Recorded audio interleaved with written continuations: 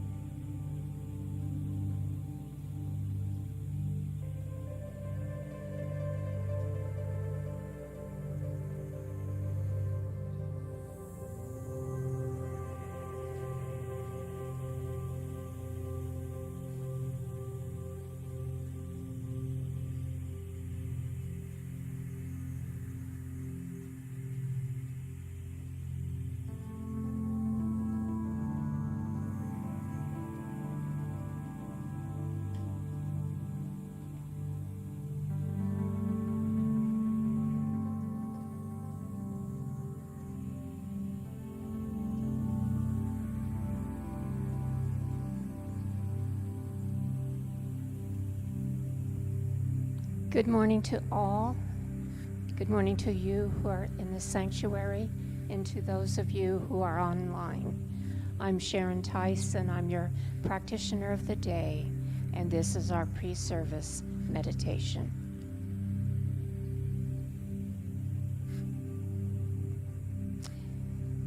First of all, tomorrow is Memorial Day, which is a day for remembrance and honor, and to show gratitude for those who have died in service to our country.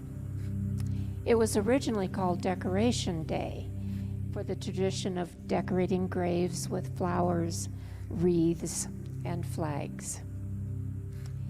And it began from the tradition of those who had served and died in the Civil War. So it's been around for quite a while.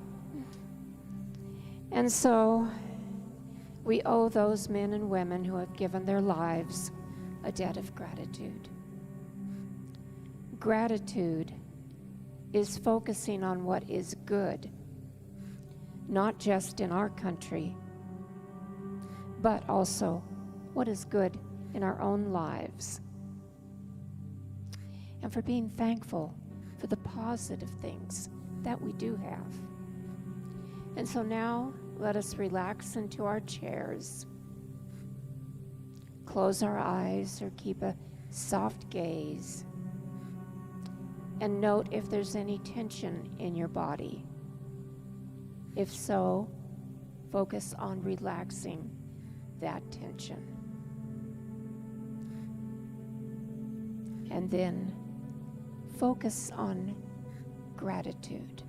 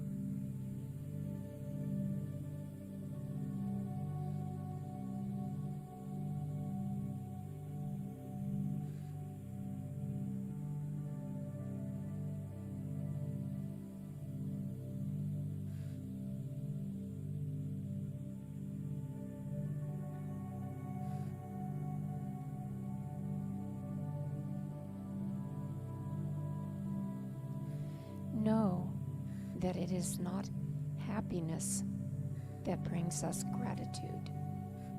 It is gratitude that brings us happiness. And so now focus on any goodness in your life with gratitude.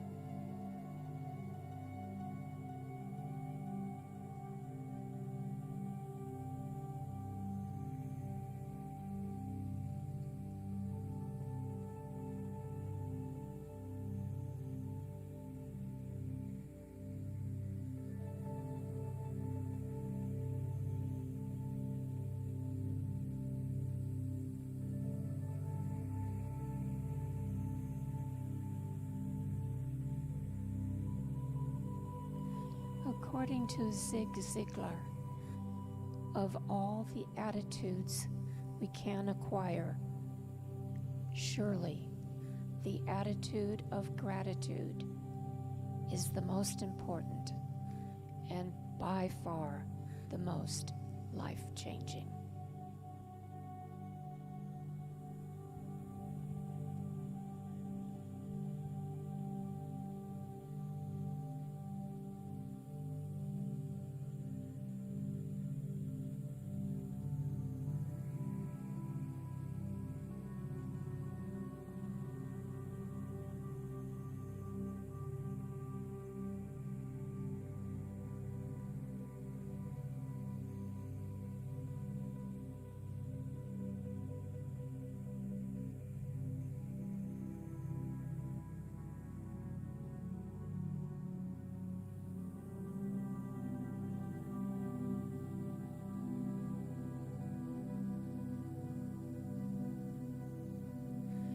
According to Rabbi Harold Kushner, if you concentrate on finding whatever is good in every situation, you will discover that your life will suddenly be filled with gratitude, a feeling that nurtures the soul.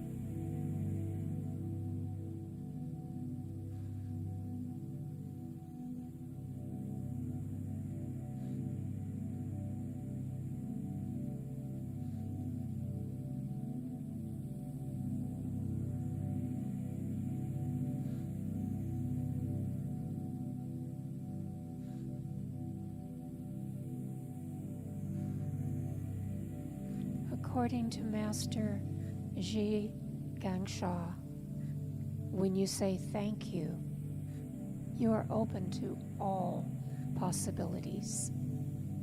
When you are in a condition of gratitude, everything is open.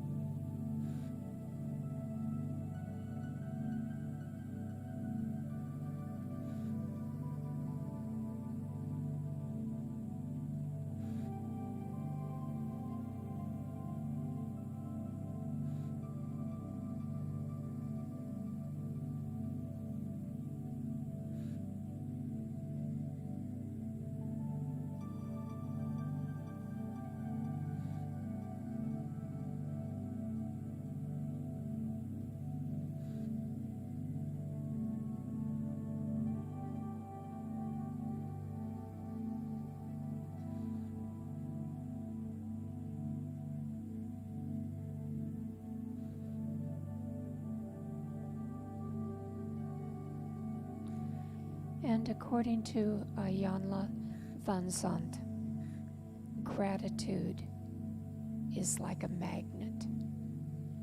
The more grateful you are, the more you will receive to be grateful for.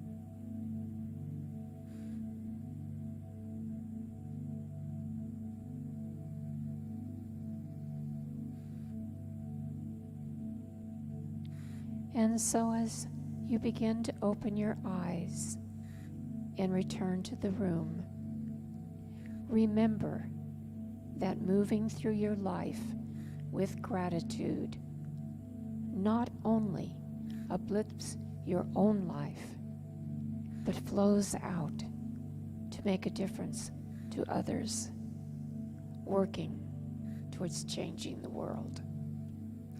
And remember today and tomorrow to hold gratitude in your heart for those who had given their lives in service to our country.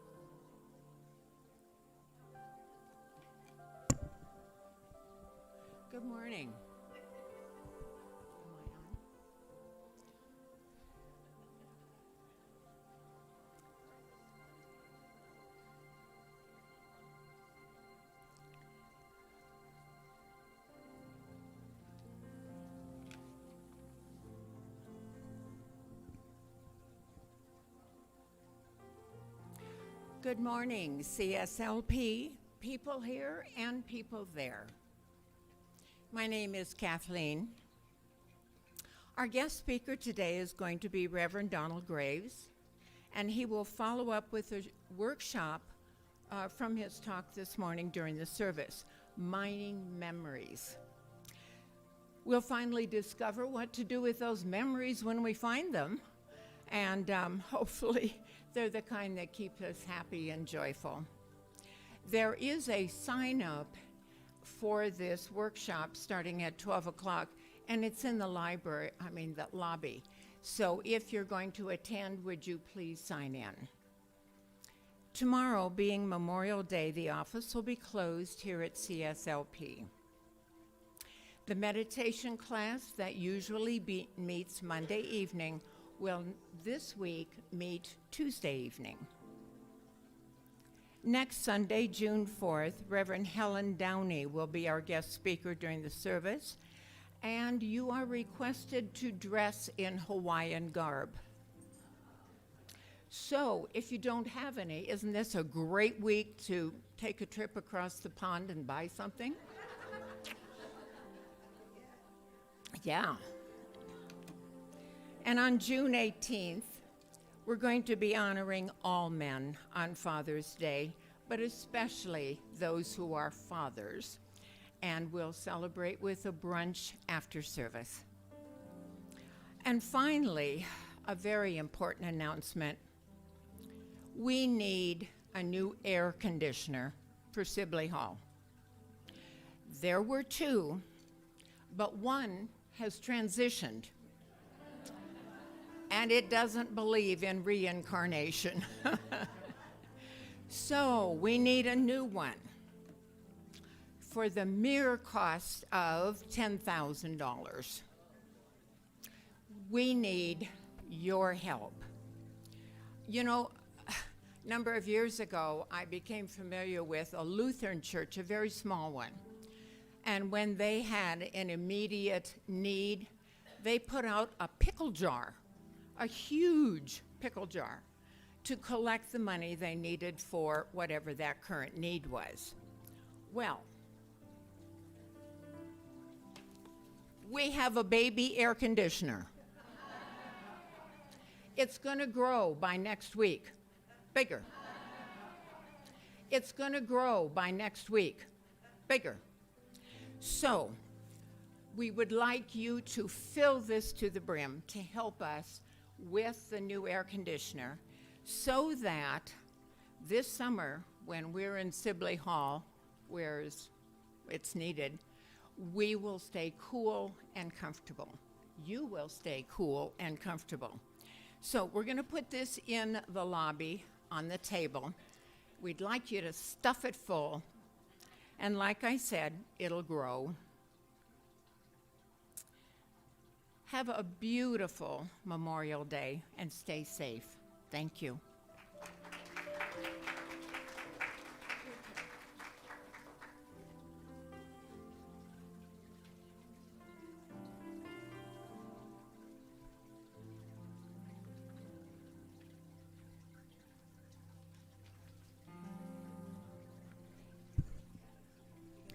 Good morning, everyone. I'm Sharon Tice. I'm your practitioner of the day. And let us go inward for our service invocation prayer. For what I know is that there is the one, the only, the power for good, the power for love within this world and beyond. And this one is known by so many different names within different cultures and different faiths. It is the all, the one mind, which resides in all that there is, from plants, trees, to the waters, the insects, the creatures of the land and sea, and to all humans, to all of us here at this service today. And being a part of the one, we are all connected. So knowing that we are here today and are a part of that one. We are so blessed to be celebrating that one, that power for love and good as we move through this service and through the rest of our day with connection, with love, and with gratitude. And so it is.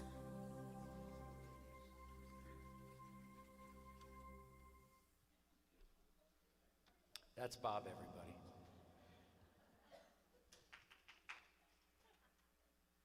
Hey, this is a Bob Marley song. It's called Three Little Birds.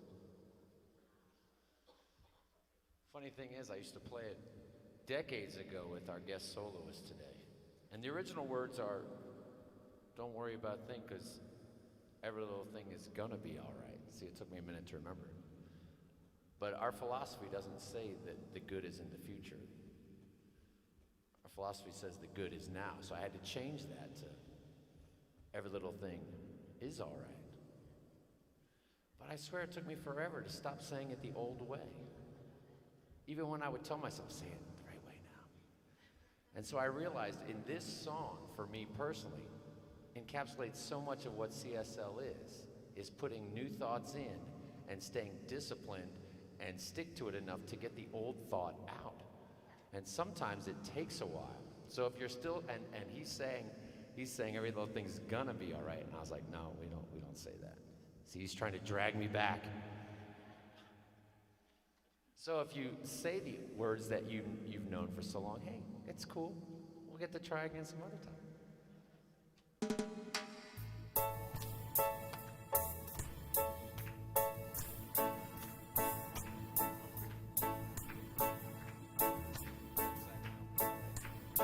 Well, I don't worry, sing along, about a thing, because every little thing is alright, that's right. I don't worry about a thing, because every little thing is alright. I rise up this morning, smile at the rising sun, three little birds beside my doorstep, singing sweet songs, a melody pure and true. This is my message to you. I don't worry about a thing, 'cause every little thing is alright. I don't worry about a thing, 'cause every little thing is alright. I rise up this morning, smile at the rising sun, three little birds beside my doorstep, singing sweet songs, melody pure and true, singing this is my message to you. I don't worry about a thing, 'cause every little thing is alright. I don't worry about a thing, 'cause every little thing is alright. I don't worry about a thing, 'cause every little thing is alright.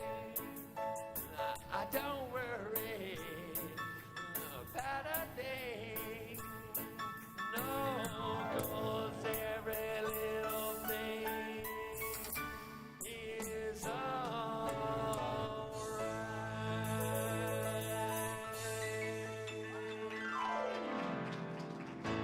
Every little thing is all right. Good morning. Oh, welcome. My name is Mel Hirsch, and I am one of the core of 7 or 8 now practitioners here at the Center for Spiritual Living in Prescott.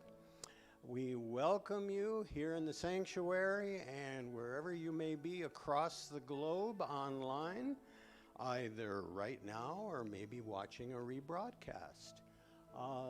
The Center for Spiritual Living worldwide, worldwide, there are more than 400 congregations and we span the globe. Didn't know we were that influential, did we? So, I think I've been here somewhere between 15 and 20 years coming here, and I have this little personal ritual at this time of the year as the, as spring morphs into summer. I come dressed as a giant sunflower. So this is my day to celebrate what y'all are seeing outside as well as inside of your own self, because that's what we're here to propagate. And the way we do that was with a number of spiritual tools, the greatest and most important of which is prayer. And that's what we practitioners love to do. We love to teach, we love to pray, and we love to close divisions that might exist either within ourselves or occasionally, amongst each other. Because there is that higher thing always going on, both in here and out there. And another way we do it, through prayer with and for you, is if you will look in the back of the seat pocket, you will see one of these little purple guys, and it is a prayer request. We meet as a core on Monday mornings. Sharon, who is our practitioner of the day and who delivered that terrific morning meditation, will gather these, distribute them in confidence among the 8 of us, and we will pray on this for you for a week. If you would like something more, and this is a no-charge deal, I might add, the end of the service, if there's something that you would like to run by any one of us, anybody who's wearing one of these things, because sometimes we are here just for ourselves because we need it too. Check us out. We'll sit with you and do what we call a 3-minute miracle.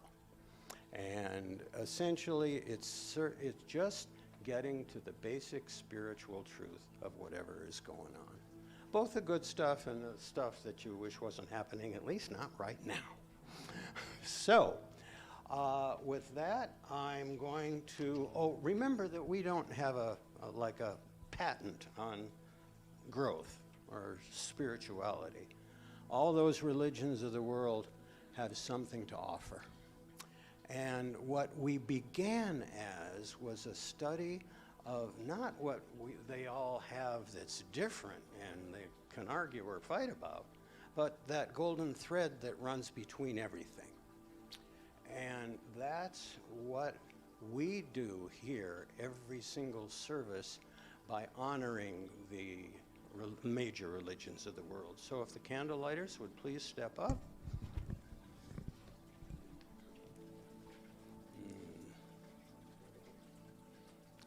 The Center for Spiritual Living honors all faith traditions.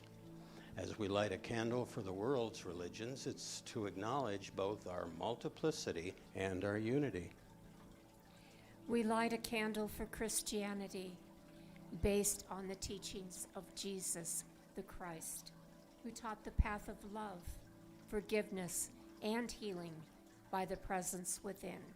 For Islam, the practice of submitting to the will of God as revealed to his prophets, peace be upon them, who taught that there is one God, creator of the heaven and the earth. For Judaism, a community of shared laws, traditions, and family ties, which began with the covenant between Abraham and God. For Buddhism, that middle path that ends suffering and awakens mindfulness and compassion. For Hinduism, the path of knowledge, action, and devotion. For the Native American traditions and those who walk the Good Red Road, including the people of the sun, better known here in the Southwest as the Yavapai. And for Baha'i, the path of unity and peace. For all of the goddess traditions, embracing the divine feminine as maiden, mother, and crone, or also known as wisdom keeper. And for the science of mind, which is the philosophy of life that teaches that there is a power for good in the universe, and we can use it. Thank you. And to further set that into our own selves, would you join me in our congregational affirmation? We are here for God. Our purpose is to express the nature of God as love, abundance, and joy in everything we do. The good we seek for ourselves is what we desire for all people everywhere. And so it is.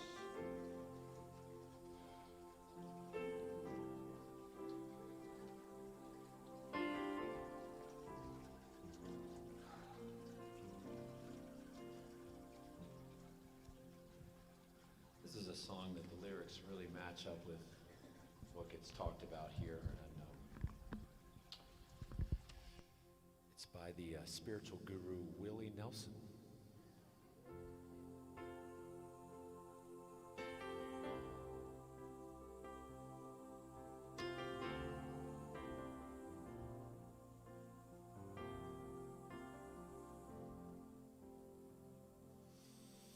Sing along.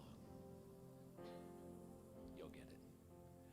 Imagine what you want, and then get out of the way.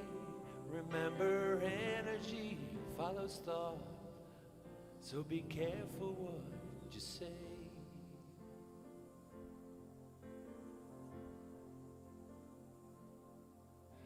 Be careful what you ask for. Make sure it's really what you want, because your mind is made for thinking, and energy follows thought.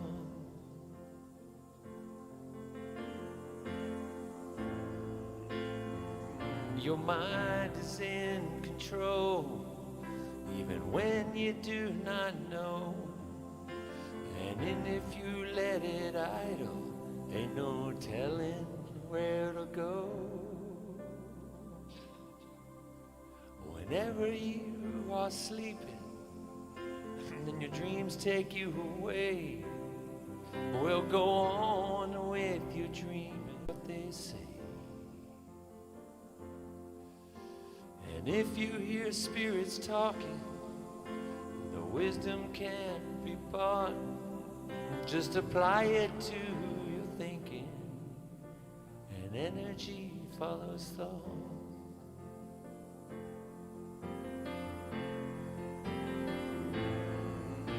Your mind is in control, even when you do not know. And if you let it idle, ain't no telling where to go.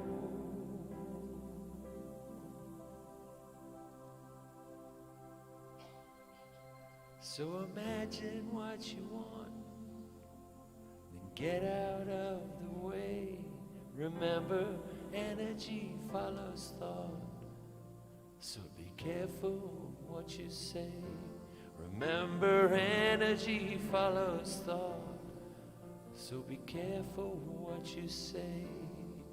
Remember, energy follows thought, so be careful what you say.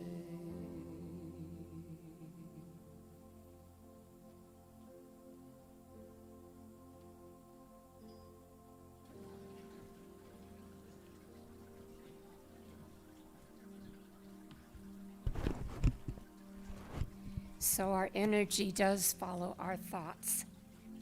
And today, for our in-service meditation, I would like to put a little energy into remembrance and honor and gratitude for those who have died in service to our country, as tomorrow is Memorial Day.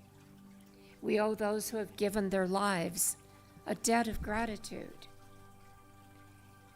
So let us relax into our chairs for a few moments, close our eyes, and reflect on our gratitude to those who have served and died, and also reflect on gratitude for the good that is in your own life.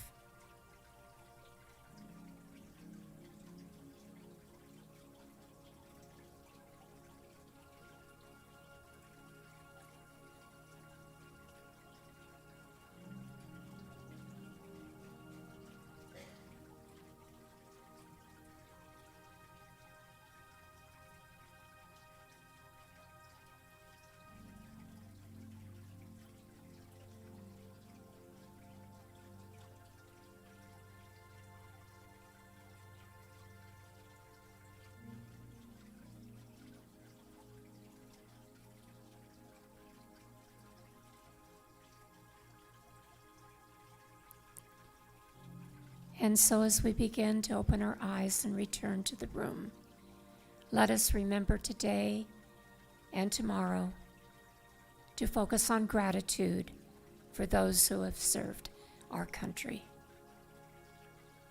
and for gratitude for all the good in our own lives.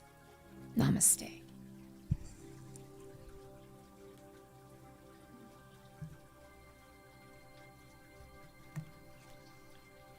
Well, I already mentioned him, so I might as well get him up here. This is a guy I met in probably '93, and we played music together for about 2 years, and then we didn't talk for about 15 to 20, and then I was at the grocery store and I heard my name, and the rest is history. Now we have him back. This is Sean Markey, everybody.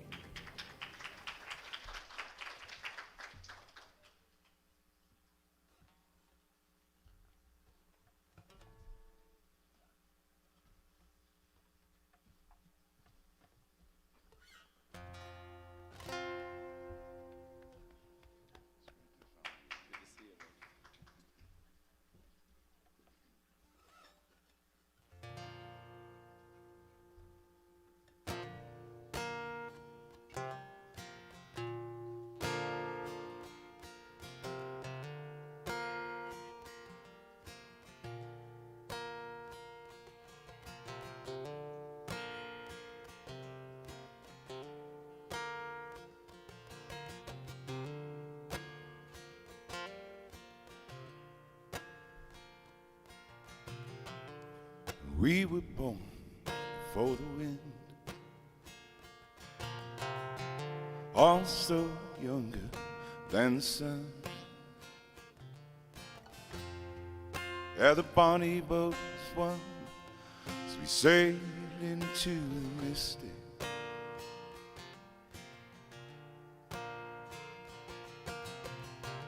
Hark now, hear the sailors cry. Smell the sea and feel the sky. Together we will fly into the misty.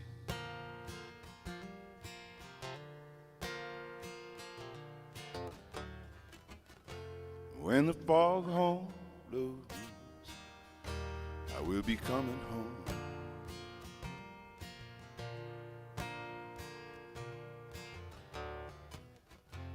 When the foghorn blows, I wanna hear it. Wanna fear it now. Wanna rock your gypsy soul. It's like way back in the days before.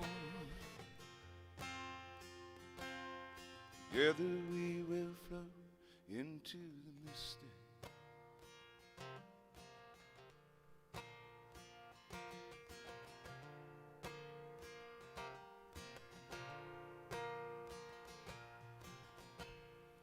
We were born before the wind, also younger than the sun.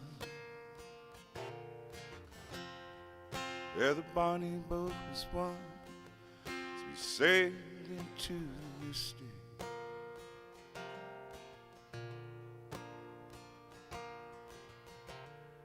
Hark now, hear the sailors cry. Smell the sea and feel the sky.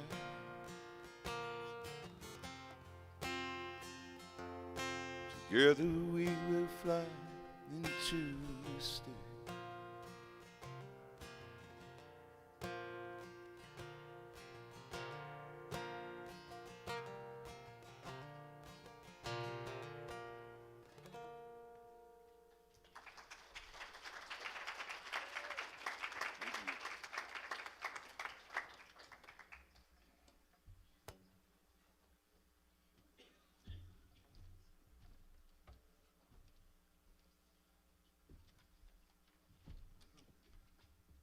Thank you. That was terrific.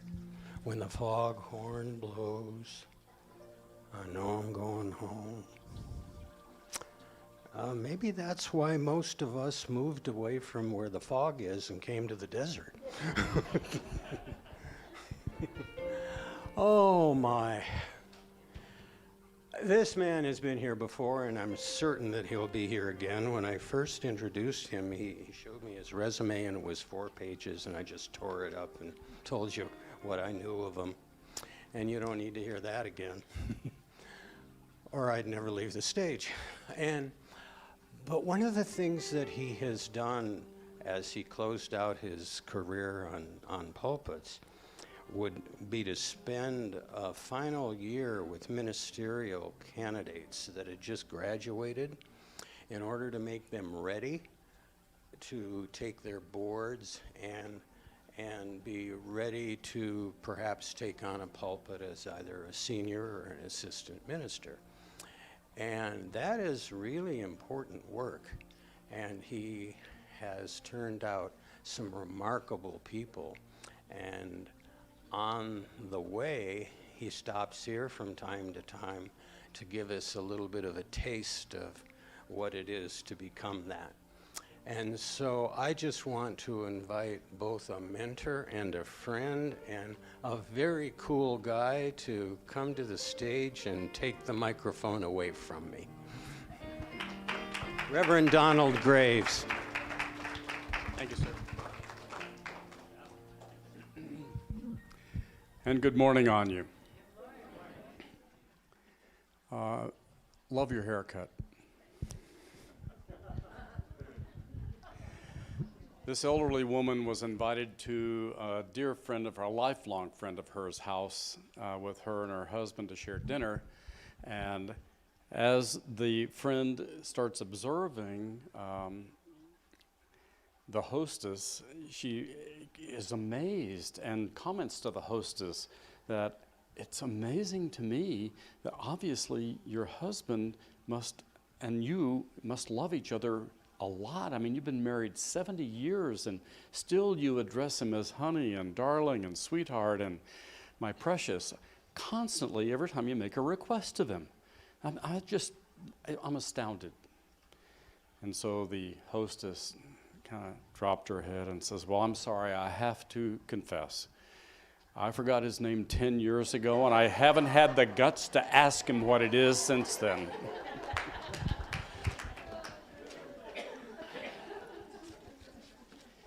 Isn't that right, honey? Oh. Okay, so it is, I believe, a privilege to address Memorial Day because there's a gift therein. Yes, we have this formal Memorial Day, which started a long time ago as a prayer for peace, basically, And some of you, if you don't know the story behind Memorial Day becoming an actual holiday, it took a long time for it to become official. But look it up because it's worth the study.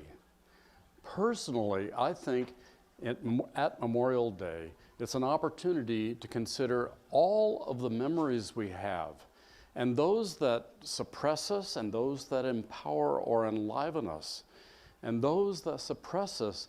What if, and I believe this would be the best gift that we could give to the past and the people of the past, experiences of the past, if we learned from each of those events.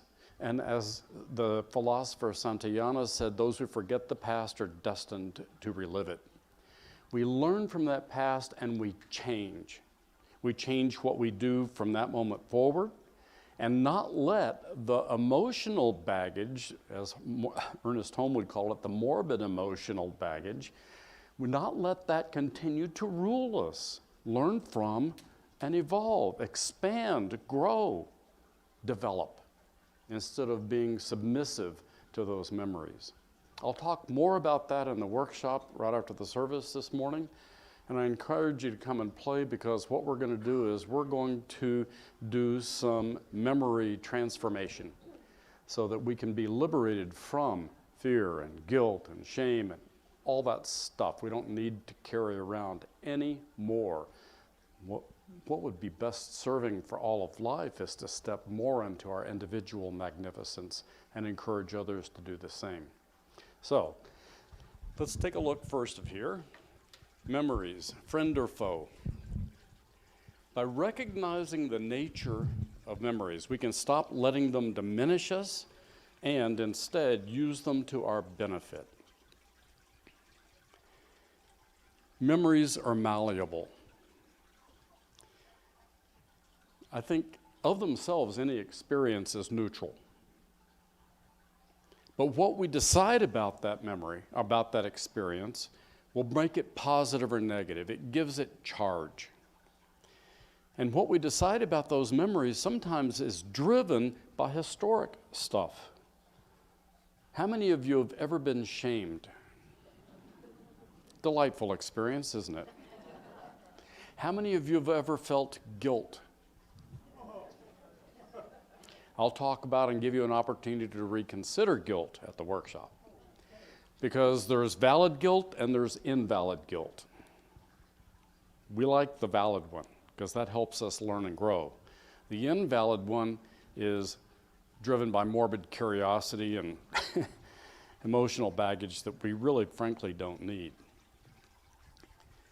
A memory by itself is positive or negative based on what the decisions we have made, and what we decide at any time about any given experience is what gives us that experience, and the memories of that experience charge. We've got to keep that in mind. It's the decision that we make that makes all the difference in the world. So the real question today is, how are you using your memory? How are you using your memories, plural, in support of your growth and evolution, or further supporting suppression? Turning it into repressive memories. So every moment, any moment of now, which today, this moment right now is as good of this time at any, we can change what we have decided about those memories and start using them to our advantage. How many of you have heard that there are three truths? Yours, mine, and the. The truth is not a function of agreement, people. One of my laws is tell your truth, tell it fast, shovel while the piles are small. And you don't have to agree with my truth. When I get up here and I'm preaching and I start ranting about something, I'm just ranting about my truth and my experience of that truth. Whether it's the truth or not is and ought to be questioned. Do you question your truths? I'm not saying become a doubt monger. I'm just saying, do you challenge them? Most people don't. So this is a model I love. Let's go back one. This is a model I love. This is true, this is true. Yeah, your truth and my truth, they're individual truths. And for each of us, we have determined that's the way it is and ought to be. But have you ever come across someone who has a different truth, and you guys actually enter the Greek debate model where you argue each other to the place of understanding our individual truths and looking for agreement about them? It's great work between spouses. Huh, honey? So the truth is what we in this teaching are about learning how to find, how to discover. The truth exists everywhere, every when, and there's one truth I consider to be the most important thing I heard when I had my first experience in a Sunday service in Santa Rosa, California. And that was listening to this barrel-chested orator say things that I've known since I was 12 and got virtually no agreement about. I was looking for agreement instead of just knowing and living from. This teaching helps us to rethink things. It teaches us how to think, not what to think. See, we all could have different truths, and in fact we do. But what do we do about them? Do we challenge them ourselves, or do we, challenge other people and, correct them? Because obviously they need correcting. Yeah. Okay. A man's failure to question the ideas by which he lives keeps his life as it is. Vernon Howard, he was around a long time ago. There's actually a center, or was a little center in Alpine, over by Payson, a Vernon Howard Center, which he was this rugged individualist. A Vernon Howard Center, which he was this rugged individualist, this tough-minded, rugged individualist, and he says stuff like this all the time. If you haven't heard of him, he's worth checking out. Anthony J., the uncreative mind can spot the wrong answers, but it takes a very creative mind to spot the wrong questions. Okay? Let's take a look at that. How are you using your memory? Do you use your memory with questions that diminish? What's wrong with me? That's a popular one. What's wrong with me is a shame-based question. Ever had a parent say to you, "What's wrong with you? What were you thinking?" No little kid has a clue what they're thinking. They're doing to experience.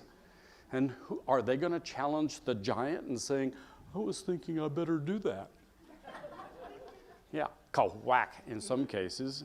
Those who have experienced corporal punishment, absolutely. What's not only wrong with me, what's wrong with this picture? Obviously, there's something wrong here. Well, what about perfection? Everything is absolutely perfect based on the thinking that caused it to be that way. Everything, including our own points of view. What could go wrong? Now, that's an encouraging and positive approach to life. What could go wrong? What if I fail? Great way to find out. Do it anyway. So more positive questions that we could use that empower us. What's the message in this for me? You look for and claim your own personal responsibility. That maybe the message is, I got my thinking all miswired. I bought into something a long time ago and I never challenged it, and I've been living accordingly, because that's what we do, people. We live from that.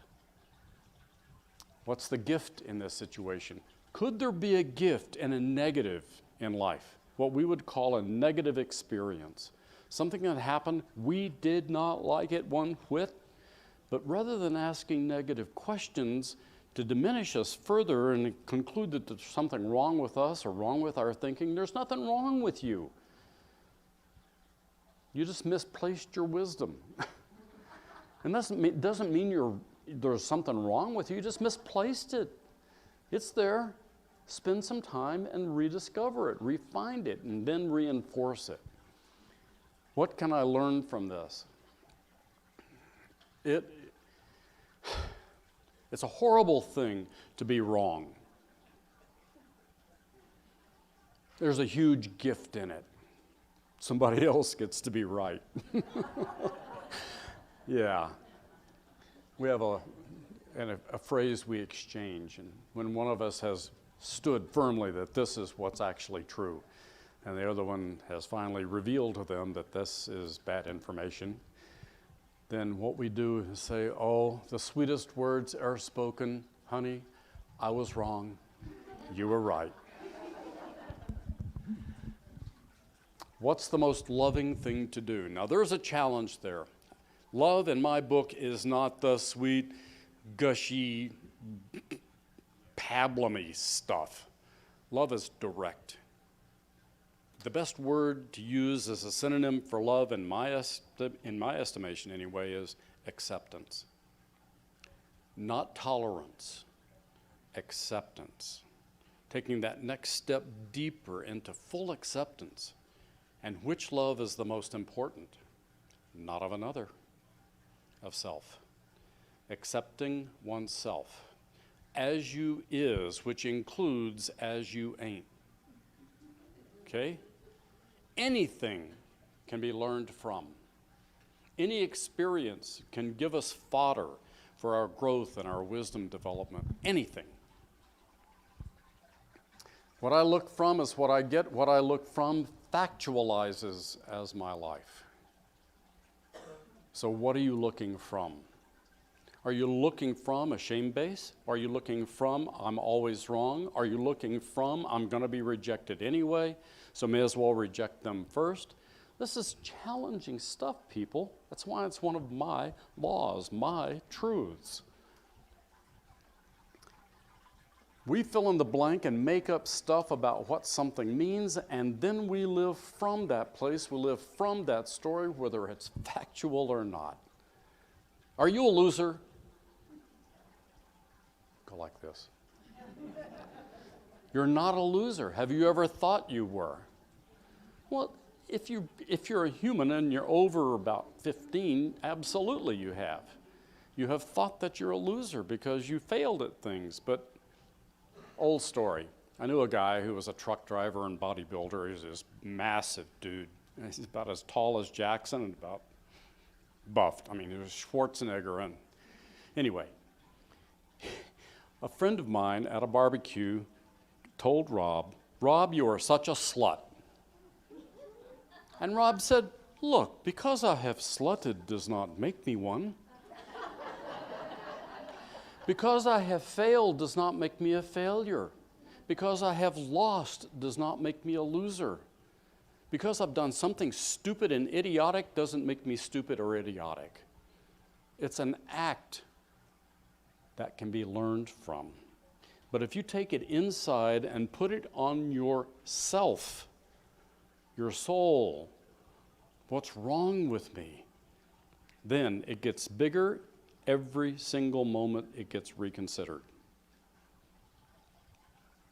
What we live from is the function of how we define ourselves, our life, other people, the world, and our relationship with all of that. That's what we're looking from. These are our core beliefs, the things that we challenge if we're paying attention. If we're paying attention. Okay. Ernest Holmes. Almost invariably, our negative reaction to life, our unhappiness, and perhaps most of our physical disorders are based on unhappy experiences that are buried, but buried alive in our memory. They are ever present, and to the degree that we revisit them, they become animate. They start operating as us. Yesterday can have, back up one, yeah, thank you. We'll figure this out. Yesterday can have no reality to us other than our reaction to it. Other than our reaction to it. No matter how you have used your memory of an event up to this point in time, you can always and at any time decide anew, that's important, anew how to use that memory now and every moment hereafter. Are you willing to do that work? Are you willing to reconsider your memories? Are you willing to consider your reactions? I mean, reactions, learning martial arts, you want to do it so many times that your reaction is what you do. You don't want to have to think about it. You start deliberating about something, then you lose. You get hit. You know, the secret to martial arts is when a punch is thrown, don't be there. And if you can don't be there way before anything even looks like that, that's even more better. So, any moment in the future.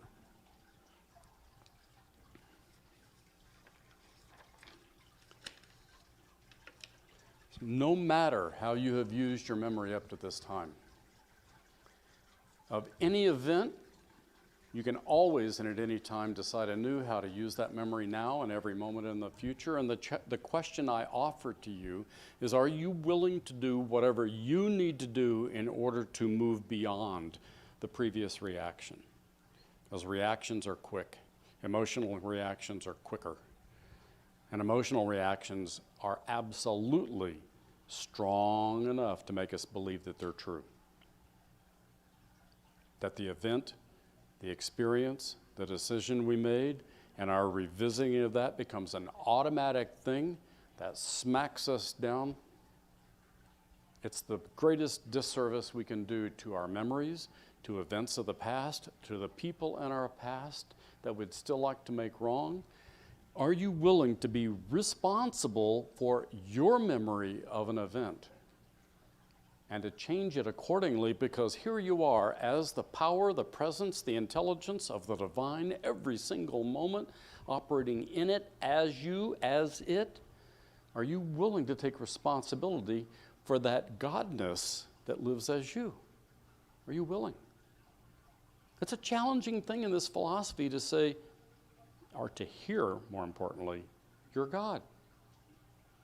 Not in a sense of bigger than anything else, but you live in and as part of that. If you take Genesis and look at it as a personal story, all of a sudden it takes on a whole new meaning about how crazy we can be. And we create something, and if what we did instead was say, it's good. No matter how messed up it looks to somebody else. Are you willing to challenge your memories in such a way that you get liberated more and more each day? Bless you.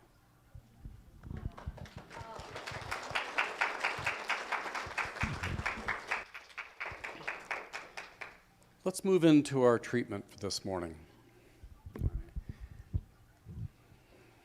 And that starts with knowing that each and every single person lives in God, in the infinite power, presence, and intelligence that we call the characteristics of the divine. So I know that about myself. I know that about every single person here, indeed everyone. That knowing becomes my fromness. That's what I know from. And so as I look out onto life, and looking eyes wide open at life, I see things, I notice if I critically judge them, and I release that critical judgment. I step into a deeper acceptance, because I do know deep within me that critical judgment started with myself. And I could be wrong. So I let the truth bubble up inside of me. I let the truth dissolve those misunderstandings. I let the truth dissolve the notion of my truth is the only truth and everybody else has to walk my truth. I step into the infinite, knowing that as a responsible expression of God, I choose wisdom. I choose that innate power. I choose to live as the presence of the divine, with all the love, the peace, the joy, the creativity, the beauty that lives from there as me, as all. So with deep gratitude, on this simple reminder of Memorial Day with deep gratitude for this sharing, this time together, and the support that comes from it. I simply let these words take form. I let them be. I step into life in full joy. And together we affirm this by saying, and so it is.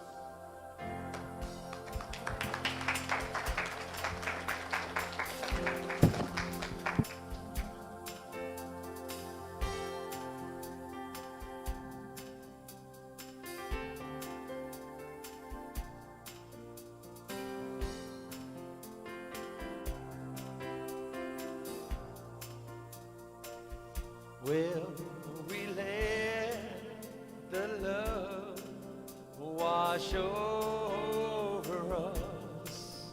We let it be.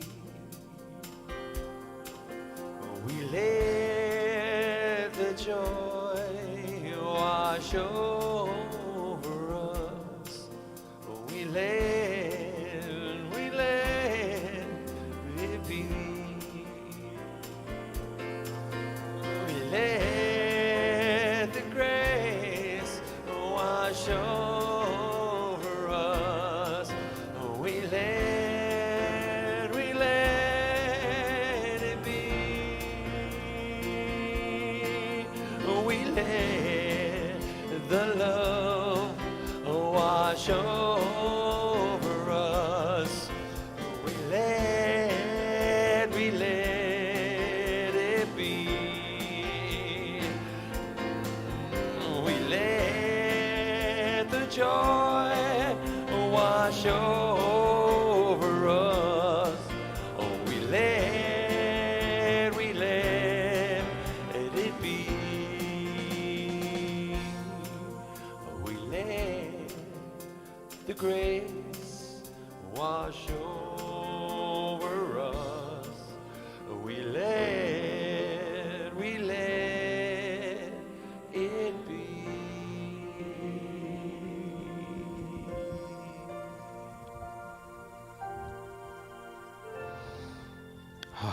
We let it be.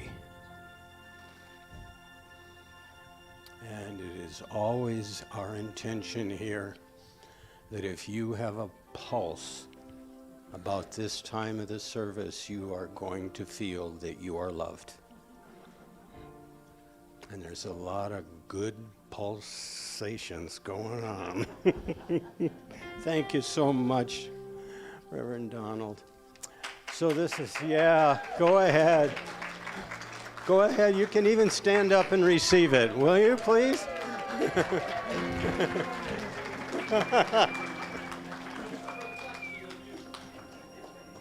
Oh my, okay. This is our time of dedication of the offering. And very simply, we never want your rent money, or we don't want, this is not supposed to be sacrifice. But this is a demonstration from your heart as well as your mind of the value of this stuff to you. And only you can do that and put that on. And the more, I keep hearing, well, the more you give, the more you get.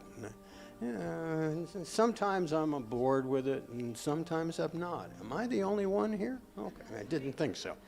And some interesting things have happened where, through both circumstance and having volunteered to do it, Penny and I have, we emptied our savings to do something, and we got this to do something, and we were going for a goal, and the goal happened, and that was fine, and it was reached, and we were able to replenish.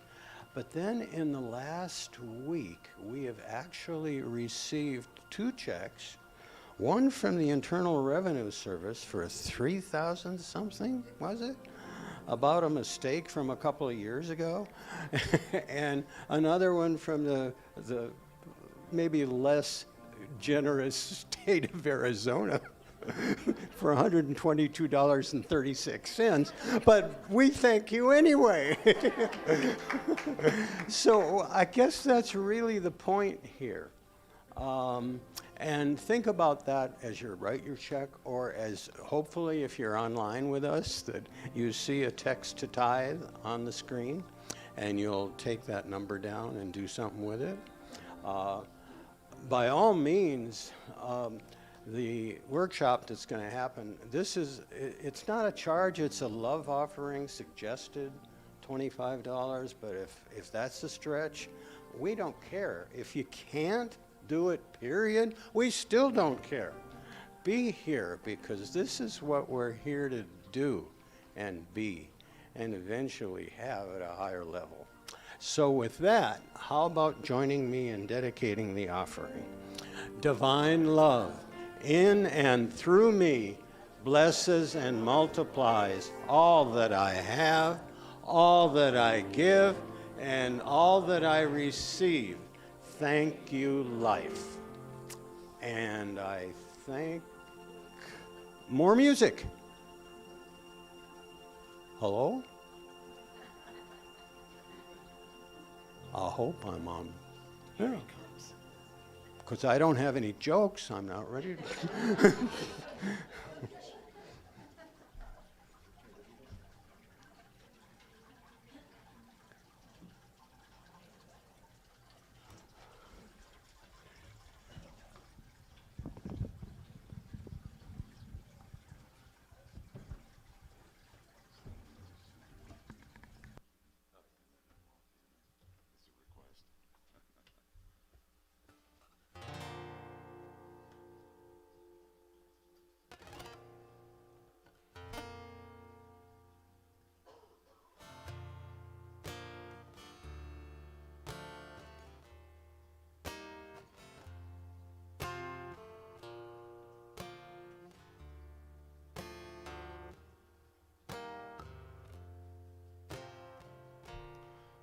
I told you lately that I love you. I told you there's no one above you. You fill my heart with gladness. You take away my sadness. You ease my troubles. It's what you do.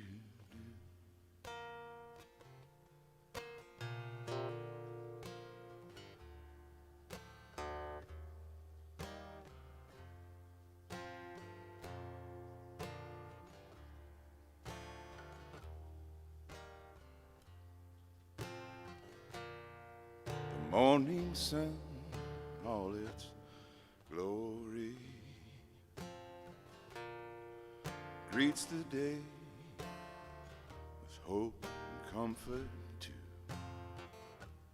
You fill my life with laughter, you somehow make it better. You ease my troubles, it's what you do.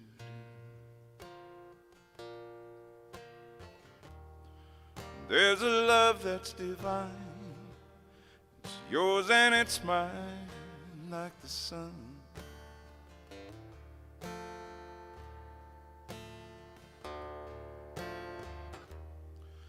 And at the end of the day, give thanks and we pray to the one, to the one. And have I told you lately that I love you, and that there's no one above you? You fill my heart with gladness, you take away my sadness, you ease my trouble, it's what you do.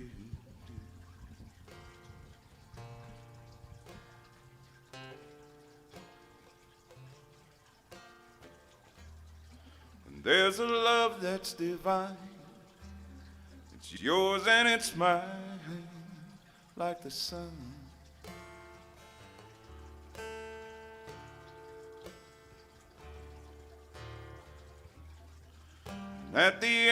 the day.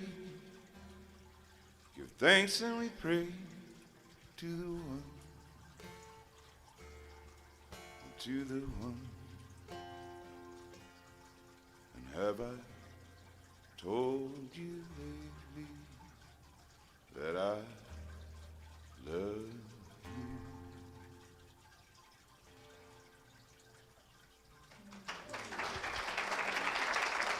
you? Love you all.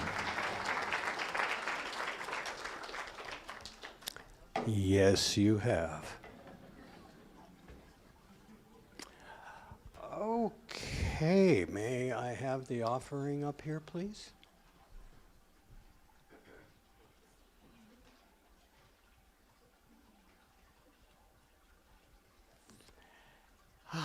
With great gratitude, knowing that this empowers not only this community, this building, and the outreach within our greater community, it also empowers and sustains and inspires us. And with that inspiration, it shall do great things. And so it is. Now go forth and multiply.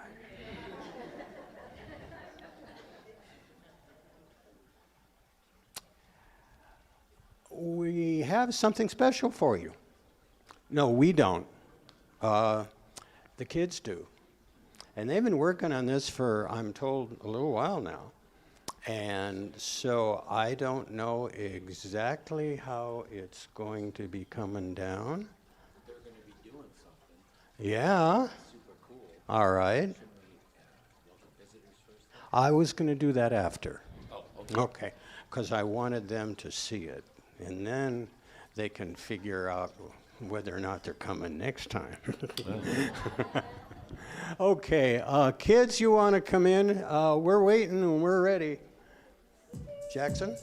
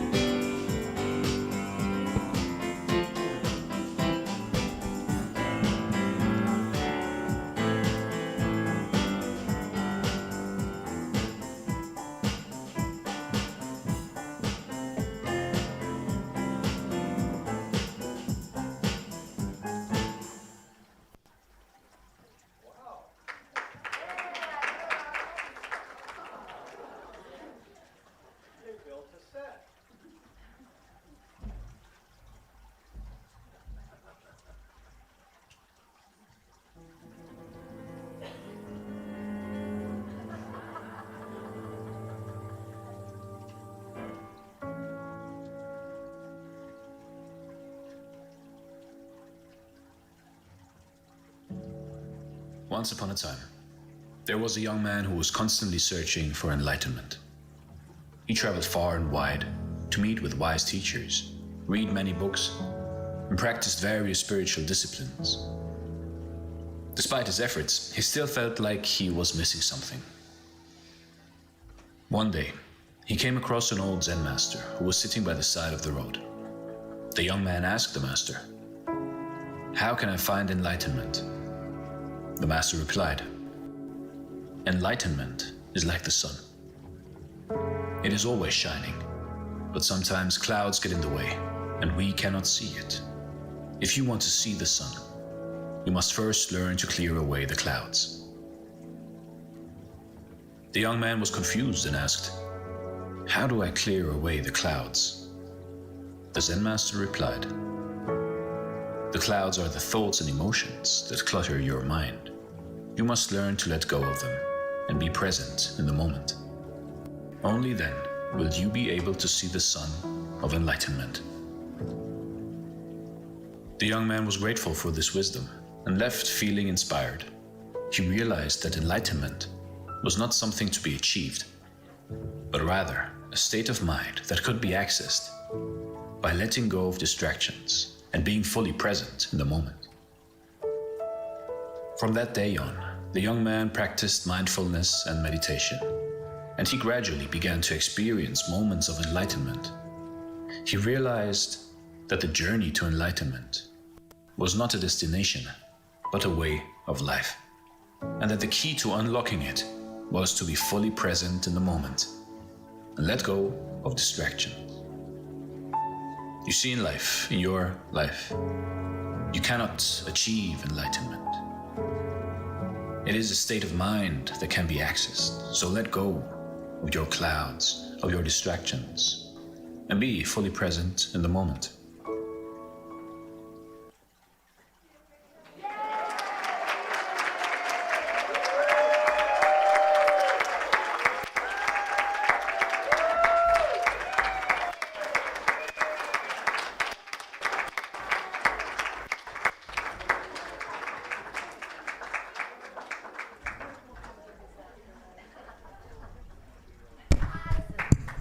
Oh my. Hey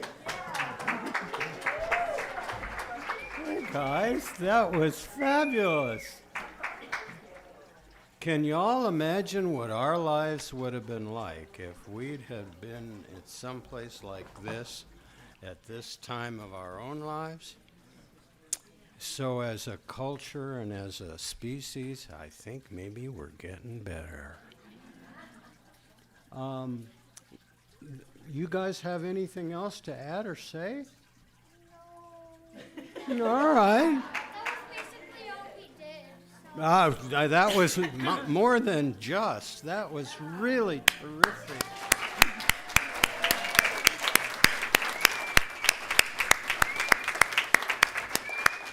So now, if you are new to us, coming here for the first time, or maybe you've been away for a while and you're returning, and nobody's allowed to edge anybody and say stand up or whatever. If you'll just tell us who you are and where you're from, we would just like to not only recognize you, say hello, but offer you a really very cool and special gift, which is your choice of any used book from our bookstore. And it's a large selection, and they're in very good condition. So who wants to join us simply by standing up and saying hi? Okay. Oh yes. Hello. Good morning. My name is Eileen, and I'm here visiting Aunt Kate and Uncle John and Mama Smith from Tanzania. Oh, terrific. You are so welcome. How do we do for you? Not bad, huh? Sir.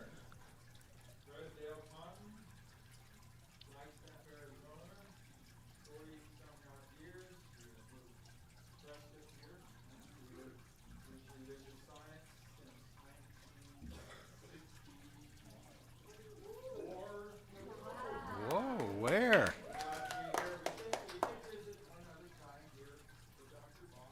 Mm-hmm. Why, thank you. Oh, that's a familiar shadow. Thank you. With the light from behind you, there's this kind of glow happening from up here. And is there anyone else? And welcome, welcome. Delighted that you're moving here. Hi. Hi. This is my second visit. I'm Reverend Helen Downey, and I was here once before. Don't miss the used book selection because I have wonderful choices there for you. I just wanted to make a quick announcement about next week if I could. Please. Didn't want any pressure to be out there. The invitation to you is if you do join us next week and you have some aloha wear in your closet just waiting for the right moment, wear it. And if you don't, just pick the color that you love from summer and wear that. Okay? We'll see you next week. She's got the right idea, doesn't she? Okay. I think that we are just about there, and we're right on time. So I'm a happy man, and I know that Hazel's a happy woman. So, if you'd all care to stand, pick a hand, if that's okay with you, and we'll say our closing statement and sing ourselves out with a peace song. Something wonderful is happening through me right now. It is happening through my mind, my body, and my affairs. I think it, I believe it, I feel it, I know it, I accept it. Thank you, life. Yes, there is peace on earth, and yes, it begins with me.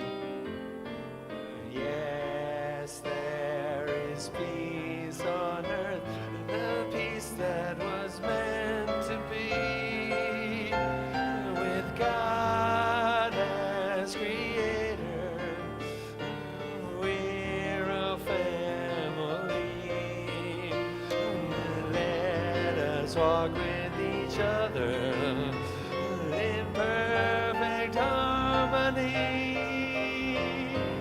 Yes, peace begins with me, and this is the moment now. With every step I take, let this be my joyous vow, to take each moment and live each moment with peace eternally. Yes, there is peace on earth.